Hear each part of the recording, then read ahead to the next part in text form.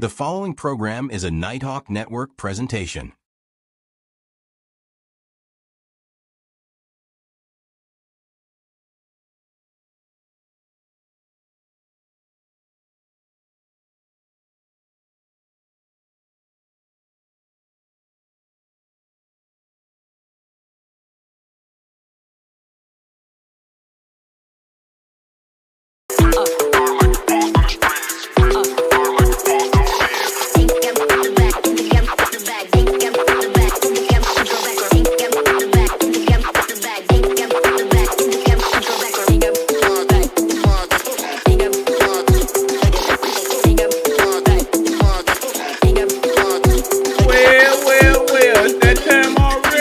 Yes, it is. It's time for that show we call the Guru Sports Session. We do it every Wednesday. We talking sports. And again, y'all know the basic rule of thumb here. Cannot do this show at all without my man's the Guru, Hugh Lee. What's happening, Hugh? Hey, what's good, man? How everything going, brother? Man, you know everything kind of jacked, but it's all good because at least we got sports to keep us busy for an hour or two, and we'll get back to real life after that, okay? But for all y'all going through things, especially because of this stupid government shutdown, hopefully it'll be over sooner than later. But do know, y'all is in our prayers. They definitely said it's at the finish line area, so let's hope that they can get this situated, man, because it's a shame that all this stuff even took place in the first, you know. Right. And keep in mind, we're recording this the day after, but I do want to give a special shout out to all our veterans that check us out on the Nighthawk Network. Shout out to my father, my uncles, my cousins, all of y'all that served our country. Thank y'all for y'all service. You are appreciated. Amen.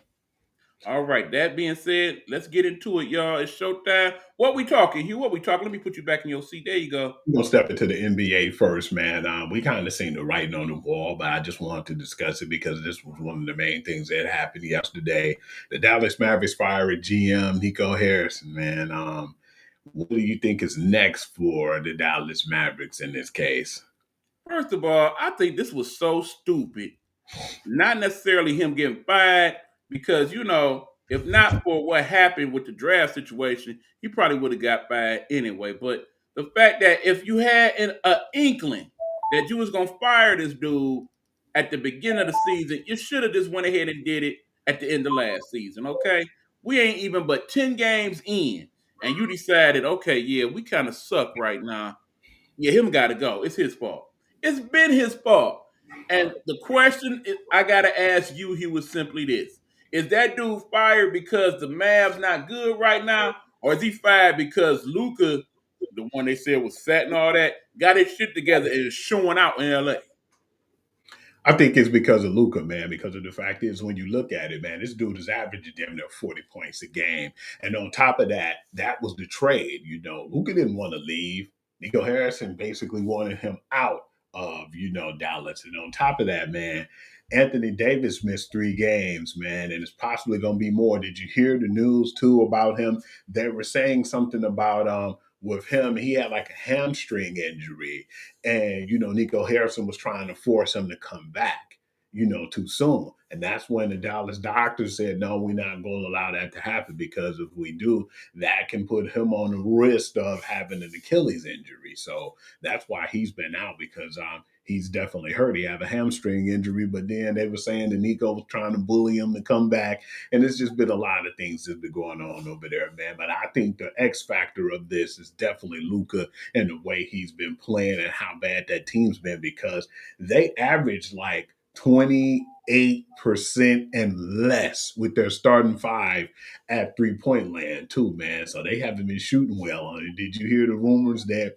people have been pissed off with your boy too, man? Klay Thompson saying that they feel like that he ain't putting in all his effort because now he was Megan Thee Stallion. And the truth is, we got to look at this and say what it is. We got to say the writing on the wall, man. I respect for sure Golden State saying, we see right now that this guy's not producing and probably won't be able to produce on that same level anymore. Let's get rid of him and try to get something for him before we just let him walk. Look, I ain't mad at Clay at all. That dude winning, okay? He got 4 rings, got paid multiple times, got one of the finest women on the planet on his arm. That brother winning. Damn what they think in Dallas. If he walked away tomorrow and just went ahead and followed Meg around all west and just held the purse, I wouldn't even be mad at it. I can't be mad at it. But no, Definitely let us can't be also mad. go into this mix of fact that there's that one dude, that Cooper Flag dude. He Yeah. ain't been all that. Not at all. He definitely haven't been producing like they thought he would right now. Thought he's That's gonna be been like a huge issue. a young Grant Hill. I can't see it. No, not at all. He's not even close right now, man. It just hasn't really been gelling for them, man. A lot of the He's not moves even the best rookie. He's not even one of the best 2 rookies right now. we figured too that they gave them that after the whole Dallas Maverick debacle in that trade, You and can't tell me nothing different. it didn't pan out. It's just not panning out right now. Yeah, Nico. Sorry, buddy. You set yourself up to fail big time. That's unfortunate, but yes, he definitely is the reason why this all happened, man. E-Man, did you hear about like the top 10 teams right now in the NBA, the power ranking? Okay, well, let's go and check it you. out because you sent me that. I'm gonna look at it. You go ahead and break it down.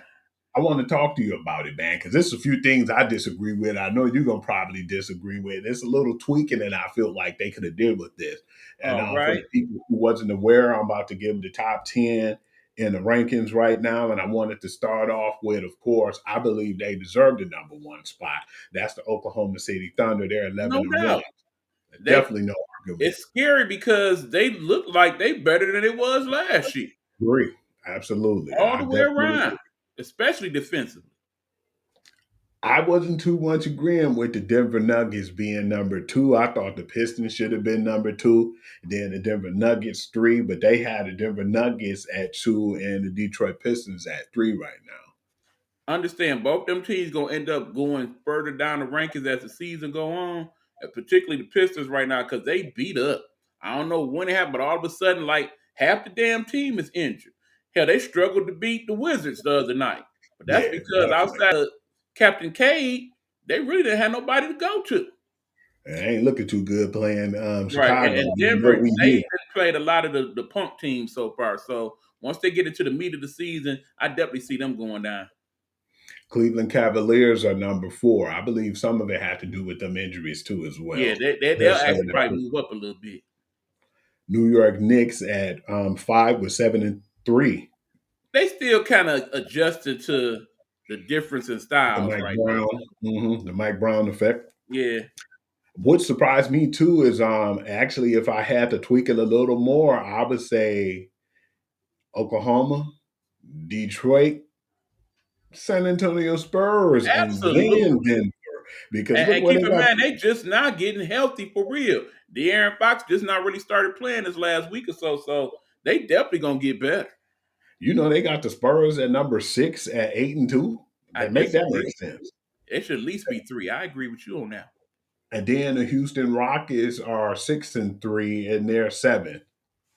And yeah, they got probably the second toughest schedule in the league, if I remember right. So yeah, they'll be around 3 and 6 most of the year, I think. Los Angeles Lakers at 8 with 8-3. And that's the surprise, because think about it. LeBron has yet to play a game for the Lakers, and they already one of the top 4 seeds at the moment. Hell, even LeBron Jr. actually getting decent playing time.